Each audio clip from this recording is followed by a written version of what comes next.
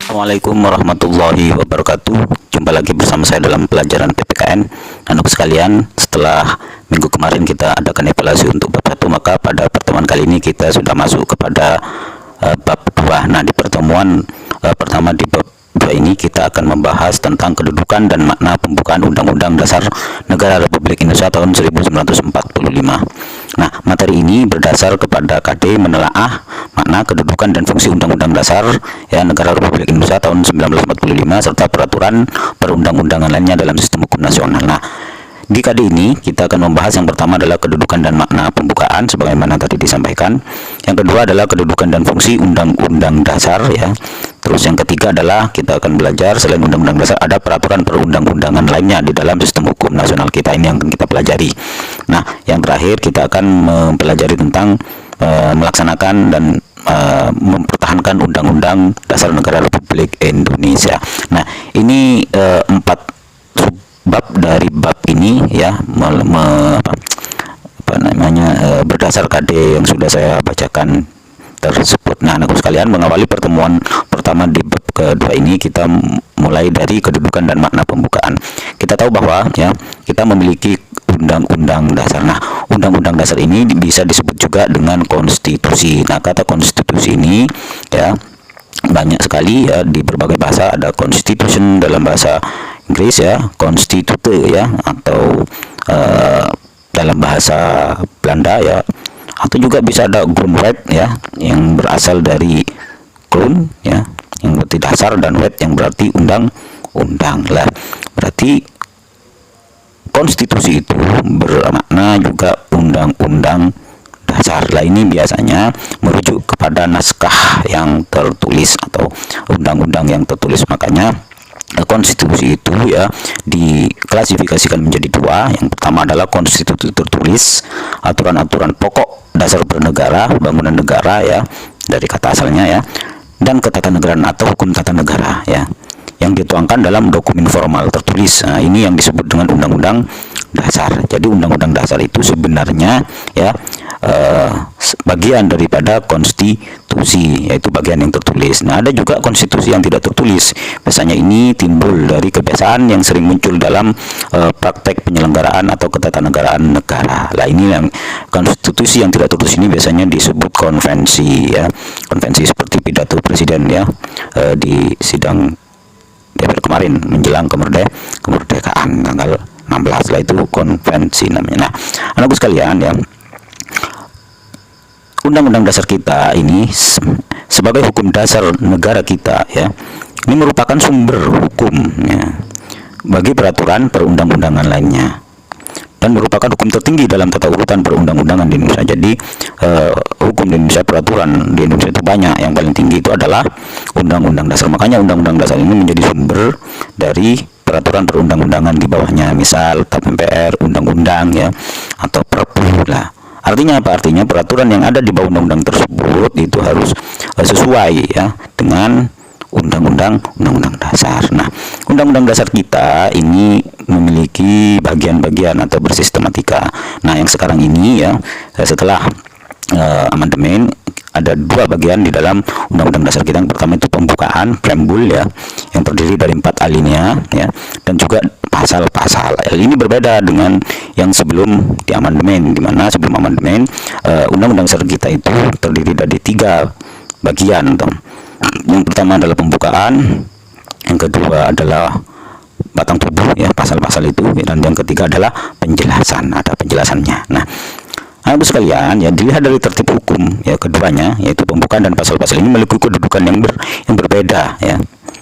Di mana pembukaan itu kedudukannya lebih tinggi daripada pasal-pasal. Kenapa? Karena pembukaan ini merupakan pokok kaidah negara yang fundamental, atau yang disebut dengan stat fundamental norm. Apa itu stat fundamental norm? Nanti kita akan bahas. Nah, maka dari itu ya, pembukaan ini ya, ini memiliki kedudukan sebagai pokok kaidah ya, atau kaidah pokok bagi negara ya, yang memutuskan adanya Undang-Undang Dasar dan Pancasila. Artinya di dalam pembukaan tersebut ada undang-undang dan juga ada Pancasila di dalamnya. Yang kedua adalah merupakan kedudukan sebagai satu hukum tertinggi ya, karena nanti yang namanya pasal-pasal ini harus didasarkan berlandaskan kepada apa yang tercantum di dalam pembukaan. Nah, kedudukannya itu ya bersifat kuat dan tetap tidak bisa diubah. Makanya berapa kali amandemen pembukaan itu tidak mengalami amandemen, karena tidak bisa diamandemen, karena itu perjanjian luhur ya, sumber semangat, motivasi perjuangan dan cita-cita moral suatu negara adanya negara berdasarkan HAM tersebut. Ini yang kemudian pembukaan ini tidak boleh dirubah. Nah, anakku sekalian, pokok kaidah negara yang fundamental atau stat fundamental norm ini adalah norma dasar sebagai landasan berdirinya negara. Jadi, apa dasar dari atau landasan berdirinya suatu negara? Nah, itu di pembukaan tersebut, karena di dalam pembukaan tersebut ya dikatakan sebagai stat fundamental norm ketika memenuhi beberapa persyaratan. Yang pertama, berdasarkan sejarah terjadinya atau adanya ini, bahwa pembukaan ini ditentukan oleh pembentuk negara, dibuat oleh penyusun atau pembuat negara.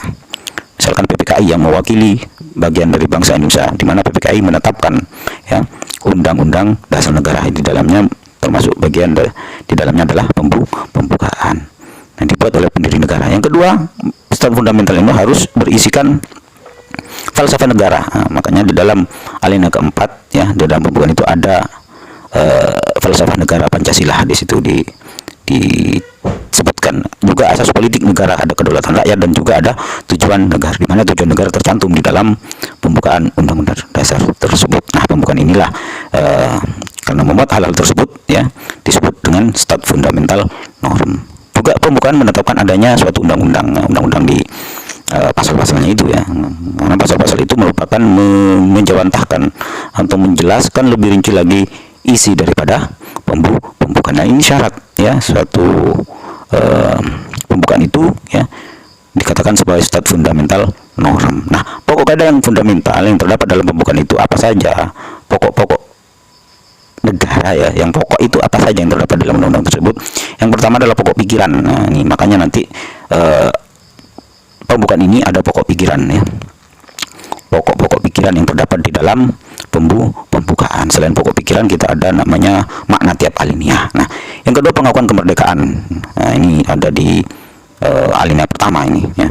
Ini pokok suatu negara, kenapa merdeka ya, alasannya apa? Nah, cita-cita nasional ya, juga ada pernyataan kemerdekaan ya di alinea ketiga, itu ada tujuan negara juga di alinea keempat, kedaulatan rakyat juga ada ya, dasar negara Pancasila juga ada. Ini sebenarnya yang harus dimiliki negara, dan ini semuanya harus ada di dalam pembukaan. Nah, pembukaan, makanya pembukaan itu disebut stat fundamental karena memuat hal-hal tersebut. Nah, yang sebelumnya syaratnya harus dibuat oleh pendiri negara. Nah, ini karena tahu bagaimana negara itu didirikan, asal muasalnya, latar belakangnya seperti apa, landasannya apa, tujuannya apalah. Ini pokok-pokok kaidah negara yang fundamental yang terdapat di dalam pembukaan. Lah, anakku sekalian ya, walaupun toh pembukaan itu dibuat ya sampai sekarang tidak berubah ya, ini memiliki nilai-nilai yang relevan sampai sekarang ya. Nilai-nilai yang terdapat di dalam pembukaan itu adalah nilai universal, artinya adalah bahwa pembukaan undang-undang dasar kita ini memiliki nilai-nilai yang junjung tinggi oleh bangsa-bangsa yang beradab di dunia, karena mendukung kemerdekaan ya, bahwa kemerdekaan itu hak segala bangsa ya. Lah, ini nilai-nilai universal yang terdapat di dalam pembukaan undang-undang dasar kita, terutama terkait dengan pengakuan hak merdeka, hak asasi manusia, dan ini mesti dijunjung tinggi oleh bangsa-bangsa. Siapa? Bangsa-bangsa di dunia yang tidak ingin dihormati hak-hak asasinya. Nah, yang kedua, nilai yang kedua adalah lestari, artinya mengandung makna bahwa ya pembukaan ini mampu menampung dinamika masyarakat. Nilai dalam pembukaan dinamika masyarakat dan akan tetap menjadi landasan perjuangan bangsa. Nah, ini namanya nilai lestari. Nah, lalu sekalian ya, pembukaan undang-undang dasar kita ini juga memiliki terkaitan atau hubungan dengan proklamasi kemerdekaan ya. Kita tahu bahwa proklamasi kemerdekaan kita itu ada memuat dua hal pokok ya, dua paragraf itu ya. Yang pertama itu isinya adalah pernyataan kemerdekaan bangsa Indonesia ya. Kami bangsa Indonesia dengan ini menyatakan kemerdekaan Indonesia. Nah, ini muatan pokok pertama ya. Muatan pokok yang kedua itu adalah tindakan yang harus segera dilakukan dengan menyatakan atau dengan pernyataan kemerdekaan. Dengan merdeka itu lalu kemudian apa yang akan dilakukan? Makanya di alinea kedua paragraf kedua itu dikatakan hal-hal yang mengenai pemindahan kekuasaan dan lain-lain diselenggarakan dengan cara seksama dan dalam tempo yang sesingkat singkatnya. Itu isi dari proklamasi. Nah, lalu apa isi dari pembukaan itu kan terdiri dari 4 alinea. Alinea pertama ya, ini yang merupakan pernyataan kemerdekaan adalah hak segala bangsa ya. Alinea kedua merupakan alasan perjuangan kemerdekaan Indonesia ya. Kemudian alinea ketiga memuat pernyataan kemerdekaan ya, dan juga bahwa kemerdekaan itu merupakan rahmat dari Allah Subhanahu wa taala ya. Kemudian alinea keempat adalah berisikan arah kemana ya setelah kita merdeka, setelah kita proklamasi, apa yang akan kita lakukan setelah proklamasi. Nah, dari kedua ini memiliki keterkaitan bahwa secara umum ya pembukaan ini merupakan rincian ya daripada proklamasi ya. Artinya apa ya? Artinya alinea ke-1 sampai dengan alinea kedua di dalam pembukaan ini merupakan uraian terperinci dari kalimat atau pokok pertama dari proklamasi ya. Pernyataan kemerdekaan hak segala bangsa, kenapa merdeka, alasan merdeka ya. Kemudian menyatakan kemerdekaan ya atas anugerah siapa dan sebagainya. Nah, ini merupakan ya rincian dari proklamasi kami bangsa Indonesia, dengan ini menyatakan kemerdekaan Indonesia. Nah, di alinea keempat ya, ini merupakan arah ya atau pengembangan daripada paragraf atau pokok kedua daripada proklamasi. Artinya apa? Dengan kita merdeka ya, kita mendasarkan kepada Pancasila, memiliki tujuan ya melindungi segenap bangsa Indonesia. Nah, ini yang harus dilakukan ya. Sesingkat-singkatnya itu hal-hal yang pemilihan kekuasaan dan lain-lain diselenggarakan dalam tempo dengan cara bersama dan dalam tempo yang sesingkat-singkatnya itu. Lah ini arahnya kemana? Ke ini, ke cita-cita dan tujuan yang terdapat di dalam alinea keempat. Itulah kemudian bahwa secara umum ya pembukaan Undang-Undang Dasar Negara kita Republik Indonesia ini merupakan uraian terperinci daripada proklamasi kemerdekaan. Lah, anakku sekalian ya, itu mungkin materi yang dapat saya sampaikan ya.